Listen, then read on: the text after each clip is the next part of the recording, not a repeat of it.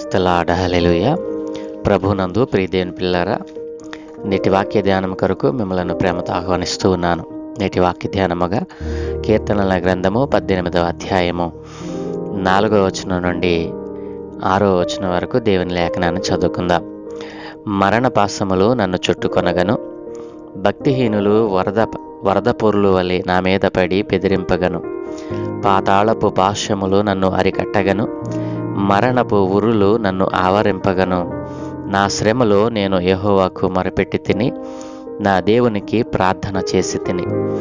ఆయన తన ఆలయములో ఆలకించి నా ప్రార్థన అంగీకరించెను. నా మొర ఆయన సన్నిధిని చేరి ఆయన చెవుల జొచ్చెను. ఆమేన్. ప్రభునందు ప్రియదేవుని పిల్లారా, చదువుకున్న లేఖనము నిమిత్తమే ప్రార్థన చేద్దాం. పరలోకమందున్న మా ప్రియ తండ్రి, గొప్ప దేవా, నీకు వందనాలయ్యా. ఏ మంచి లేని మా జీవితంలో మరొక నూతన దినాన్ని అనుగ్రహించారు. ఈరోజు మీ లేఖనాన్ని మేము ధ్యానం చేయబోతూ ఉండగా మీరే మాకు బోధించి నేర్పించండి. ప్రతిదినము నీ లేఖనాలను మేము పరిశోధన చేస్తూ నైనా మీ పరిశుద్ధమైన వాక్కులను చదువుతూ ధ్యానం చేస్తూ ఉండగా మీ కృప కనికర క్షేమాలు మాకు అనుగ్రహిస్తున్నందుకే స్తోత్రాలు చెల్లిస్తూ యేసునామమున ప్రార్థిస్తున్నాము తండ్రి. ఆమేన్. ప్రభునందు ప్రియదేవుని పిల్లారా, ఈ కీర్తన మరి దావీదు భక్తుని యొక్క శత్రువుల చేతిలో నుండి, సౌలు రాజు చేతిలో నుండి దేవుడు తప్పించినప్పుడు మరి దావీదు భక్తుడు మరి ఇట్లని మరి ప్రార్థన చేసినటువంటి కీర్తన. నిన్నటి దినాన్న మొదటి 3 వచనాలను మనం ధ్యానం చేశాం. యెహోవాయే నా బలం, నా కోట, నా శైలము అని దావీదు భక్తుడు ప్రార్థించగలిగాడు అని అంటే మరి దేవుని యొక్క బలాన్ని మనం అంచనా వేయగలగాలి. మనం చేసేటువంటి ప్రార్థన, మనం చేసేటువంటి ఆ యొక్క యథార్థమైన భక్తి దేవుడు మెచ్చాలి. ఎప్పుడు ఆయన మనకు బలముగా, ఆయనే నా బలం అని మనం ఎప్పుడు చెప్పగలుగుతాము అని అంటే ఆయనతో మనము అంటికట్టబడినప్పుడు, ఆయనతో మనము జత చేయబడినప్పుడు ఆ మాట అనగలం.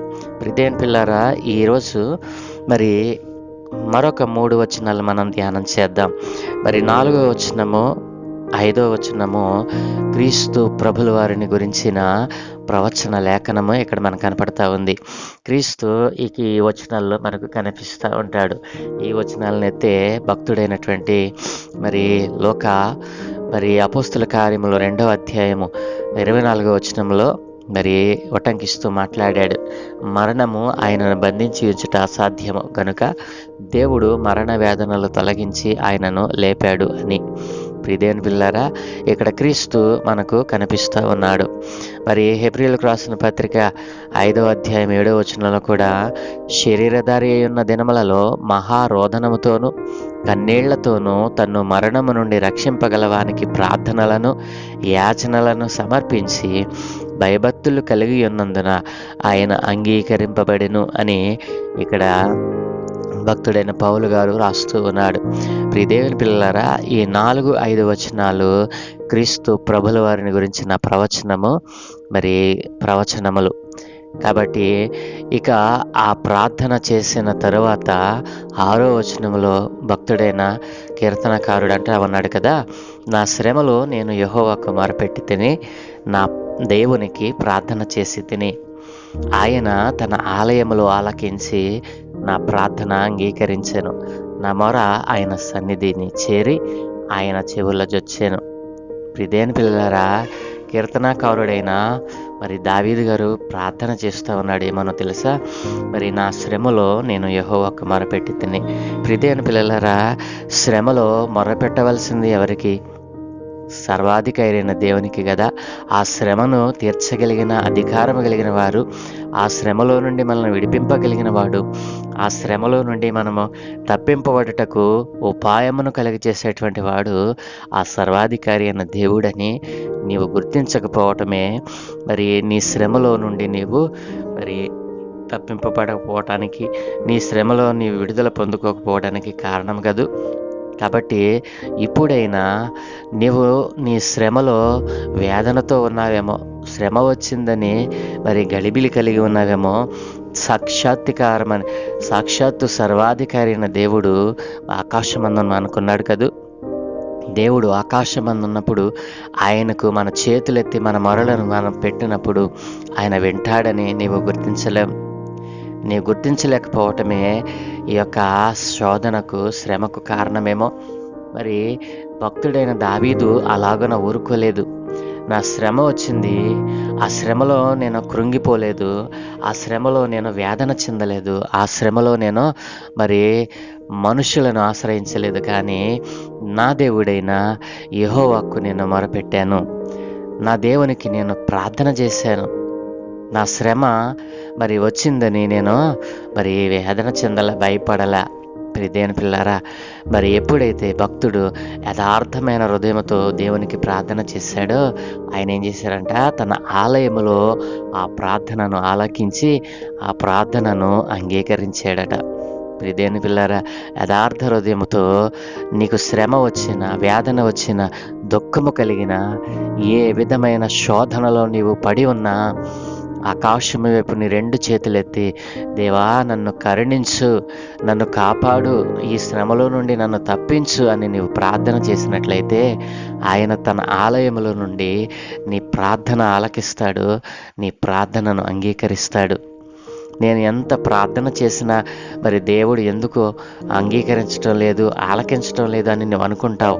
కానీ నీవు చేసే ప్రార్థన వింటాడు, అన్యుడు చేసేటువంటి ప్రార్థన కూడా వింటాడు.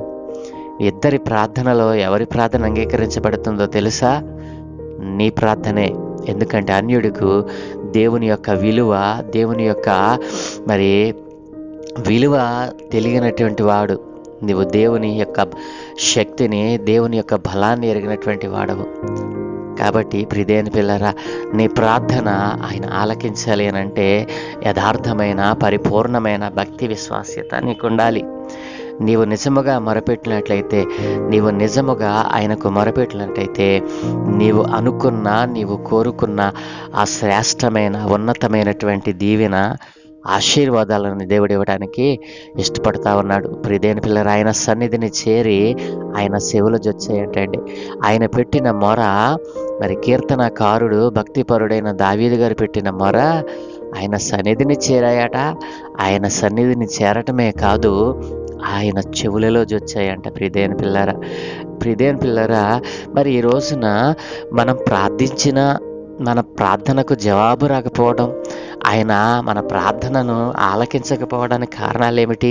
ఉదాహరణ మనం చూసుకున్నట్లయితే యాకోబు రాసిన పత్రిక 5వ అధ్యాయము 4వ వచనంలో ఈ రీతిగా వ్రాయబడి ఉంది. ఇదిగో మీ చేలు కోసిన పనివారికి ఇయ్యక మీరు మోసముగా బెగపట్టిన కూలి మొరపెట్టుచున్నది. మీ కోతవారి కేకలు సైన్యములకు అధిపతియగు ప్రభువు యొక్క చెవులలో చొచ్చి ఉన్నవి. ప్రియదేవుని పిల్లరా, నేను ఎంత ప్రార్థన చేసినా నా ప్రార్థన దేవుడు ఎందుకు అంగీకరించడం లేదంటే, ఇదిగో ఇక్కడ వ్రాసినటువంటి సందర్భం నీ జీవితంలో ఉందేమో. నీ చేను కోసిన నీ పనివారికి ఇవ్వకుండా నీవు మోసముగా బిగబట్టిన కూలి దేవుని దగ్గరికి వెళ్ళిందంట. నీ ప్రార్థన కంటే నీవు చేసిన క్రియ దేవుని దగ్గరికి వెళుతుంది. కాబట్టి నీవు చేసేటువంటి ప్రతి క్రియ ఆయన చూస్తాడు. నీవు చేసే క్రియలను బట్టి నీ ప్రార్థన వినాలా వద్దా అని ఆయన చూస్తాడు. కాబట్టి నువ్వు మంచి క్రియలు కలిగిన దానివైతే నీ ప్రార్థన డైరెక్ట్గా దేవుని సన్నిధికి వెళుతుంది.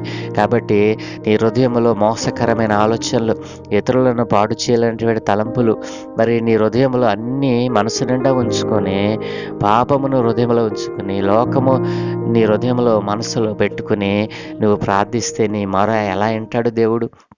అది ఆయన దగ్గరికి వెళ్లకుండానే అనేకమైనవి ఆపివేస్తూ ఉన్నాయి కదూ. ప్రియదేవుని పిల్లరా, మరొక ఉదాహరణ మనం చూసినట్లయితే, లేఖనాన్ని చూసినట్లయితే ఆదికాండము 4వ అధ్యాయము 10వ వచనంలో, అప్పుడు ఆయన నీవు చేసిన పని ఏమిటి? నీ తమ్ముని రక్తము యొక్క స్వరము నేలలో నుండి నాకు మొరపెట్టుచున్నది అన్నాడు. ఇక్కడ ఒక వ్యక్తిని, తన సొంత తమ్ముడినే చంపివేసినటువంటి ఉదంతం.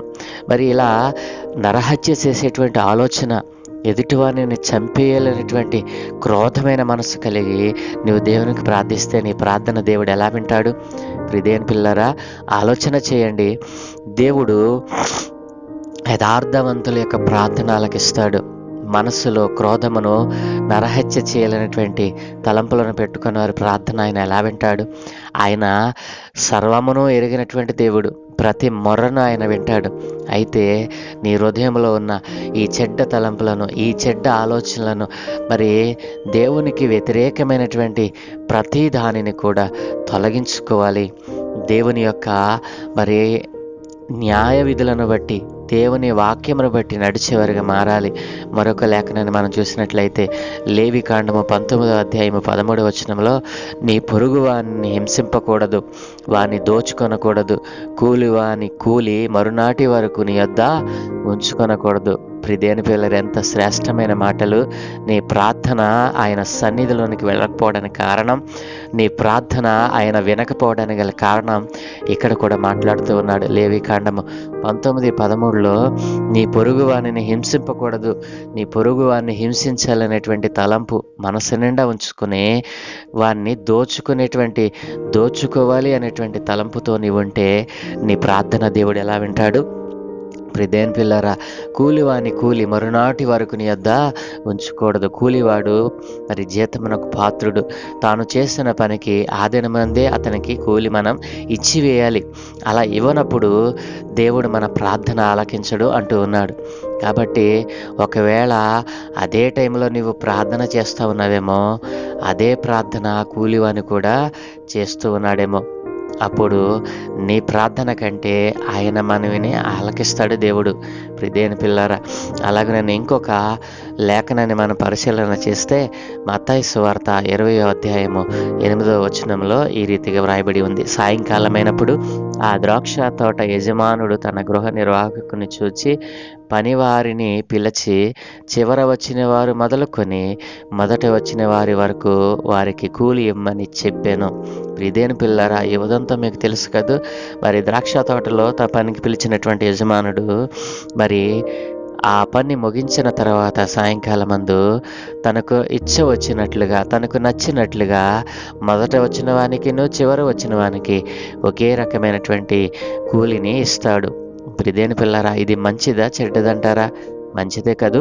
కాబట్టి మనము మన పనిలో, మన చేనిలో పనికి వచ్చిన జీతగానికి ఆ కూలి డబ్బులు మనం ఆ దినాన్నే ఇచ్చివేయాలి. ఒకవేళ మన దగ్గర ఆ టయానికి లేకపోతే వినమ్రంగా అతని పర్మిషన్ తీసుకోవాలి. ఎందుకంటే అతడు మన దగ్గర పని చేశాడు. ప్రియదేని పిల్లరా, ఈ యజమానుడు మరి మొదట వచ్చిన వారికి అదే కూలి ఇచ్చాడు. చివర 1 గంట 10 నిమిషాలు చేసిన వ్యక్తికి కూడా అదే కూలిని ఇచ్చాడు. అది ఇవ్వటం తనకిష్టమైంది. పరలోకపు తండ్రి కూడా ఇలాగుననే ఆలోచిస్తా ఉన్నాడు. ప్రియదేని పిల్లారా, నీవు యథార్థమైన భక్తి జీవితంతో దేవుడే నాకు బలము అని, నా కోట అని, నా శైలము అని ఆయన మీద ఆధారపడి నీవెప్పుడైతే దేవుని సన్నిధిలో యథార్థ ప్రవర్తన కలిగిన వాడివై మరి దేవునికి మొరపెడతావో ఆ మొరను దేవుడు ఆలకిస్తాడు. దేవుని యొక్క గుణలక్షణాలను కలిగి ఆయన సన్నిధిని మనం త్రొక్కుతామో ఆయన సన్నిధిలో నుండి మనకు ఆశీర్వాదాలను పంపిస్తాడు. ఈ రోజున నీ జీవితం ఎలా ఉంది? ఎలా మొరపెడుతున్నావు దేవునికి? ఇప్పటి వరకు చెప్పిన లక్షణాలు మరి నీవు కలిగి ఉన్నావా? నీ యొక్క మనవి దేవుని సన్నిధిని చేరటం లేదా? అయితే నీలో ఉన్న క్రియలు చెడ్డవేమో, నీలో ఉన్న ఆలోచనలు మంచివి కాదేమో.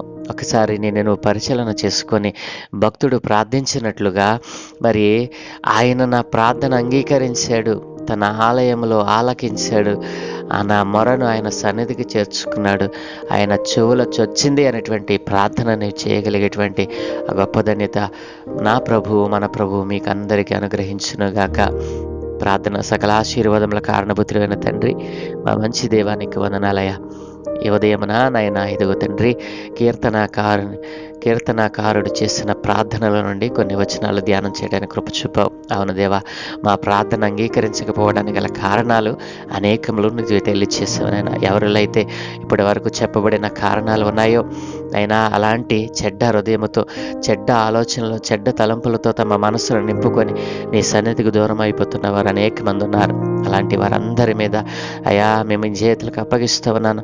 వారితో మాట్లాడండి. అయినా వారి క్రియలను సరిచేసుకోవడానికి అవకాశమును దయచేయమని అయ్యా, ఈరోజు 10వ తరగతి పరీక్షలో రాయబోతున్న ప్రియ బిడ్డలందరి మీద మీ ఆత్మను కుమ్మరించమని అయినా సంవత్సరం అంతా వారు చదివిన చదువును ఈరోజు పేపర్ మీద పెట్టి చూడగా మీ జ్ఞానమును, మీ తెలివిని, వివేచనను ఆ సమయమందు వారికి అనుగ్రహించి నాయన భయపెట్టేటువంటి ప్రతి దురాత్మను యేసు నామములో దూరపరచమని బిడ్డలందరూ మంచిగా పరీక్షలు వ్రాసి ఉత్తీర్ణులవుటకు సహాయం దయచేయమని ఈ దినం మీ చేయ పనులన్నిటి మీద మీకు అనుదృష్టి ఉంచి మీ దూతల కాపుదలను గ్రహించి మీరే మహిం పొందుకోమని యేసయ్య దివ్యనామమున ప్రార్థించి వేడుకుంటూ ఉన్నాము తండ్రి. ఆమేన్, ఆమేన్, ఆమేన్.